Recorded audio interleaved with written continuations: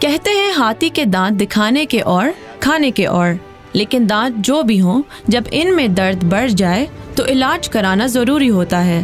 کراچی میں مدھوبالا بھی ایک عرصے سے دانتوں کی تکلیف میں مبتلا تھی۔ بالآخر حکام کو اس پر ترس آ ہی گیا اور چند روز پہلے غیر ملکی ڈاکٹروں کی ایک ٹیم نے کراچی آ کر اس کا علاج کیا۔ تو وہ جو اس کی ٹسک تھی، جو ہاتھی دانت ہوتا ہے اس کو ٹسک کہا جاتا ہے، وہ گرل سے بار بار مار رہی تھی۔ اس کا مطلب سم تھنگ رانگ کوئی پرابلم ہے اور اس کے ٹسک میں ہی ہے۔ تو آج سے 3 ماہ پہلے جو ہے یہ ہمارے ویٹنرینز نے کہا کہ اس کی ٹسک میں یقیناً کوئی نہ کوئی پرابلم ہے۔ یہ پیپوں میں مارتا تھا اور یہ دیوال ہے، دیوالوں پہ جب چھوٹے تھے تو ظاہری بات ہے بچے تو شیطانی کرتے ہی ہیں، شرارتیں کرتے ہیں، پھر یہ دیوالوں پہ مارتا تھا، اس کی وجہ سے ہوا تھا۔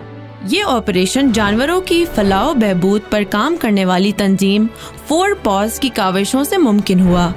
سرجری کے دوران مدھوبالا کو خشی کی دوا دی گئی۔ اس کی آنکھیں بند تھیں اور ٹانگیں بندھی ہوئی تھیں۔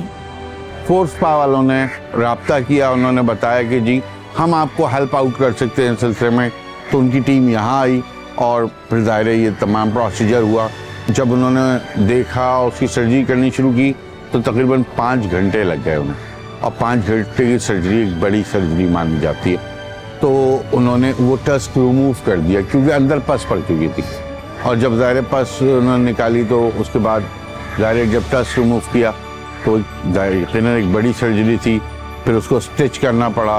اب ظاہر اس کی جو پروسیجر ہے، آج ان کی ٹیم باقاعدہ یہاں سے روانہ ہو گئی ہے کیونکہ اس میں پولش لوگ تھے، آسٹریا کی بیسکلی یہ مین لوگ تھے، اس کے علاوہ جرمنی سے تعلق رکھنے والے لوگ تھے، ایجپٹ سے تھے۔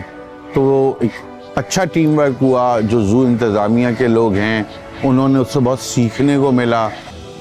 وہ تو جب صحیح ہوش میں آئی تھی تو تھوڑی دیر تو گھبراہٹ محسوس ہوتی ہے، لیکن یہ کہ سیٹ تھی، یہ نہیں کہ بھئی اس نے کھانا پینا چھوڑ دیا، کھانا پینا کھا رہی تھی۔ انہوں نے کچھ اینٹی بایوٹکس ہیں، ظاہر ہے جب جیسے ہمارے آپ کے ہیں دانت میں یا جسم کے حصے میں چوٹ لگتی ہے تو ایک اینٹی بایوٹک کورس ہوتا ہے جو زخموں کو ہیل کرنے میں مدد دیتا ہے، وہ دیے ہیں۔ اس کے علاوہ کچھ میڈیسنز ہیں، کچھ انسٹرومنٹس بھی انہوں نے دیے ہمیں کہ جو بعد میں ٹیک اپ کرنے کے لیے، اور وہ ہمارے ساتھ پراپر فالو اپ میں رہیں گے، تھرو ای میلز بھی اور تھرو پکٹوریل اور ویڈیوز بھی اور ٹیلیفونک رابطے کے ذریعے۔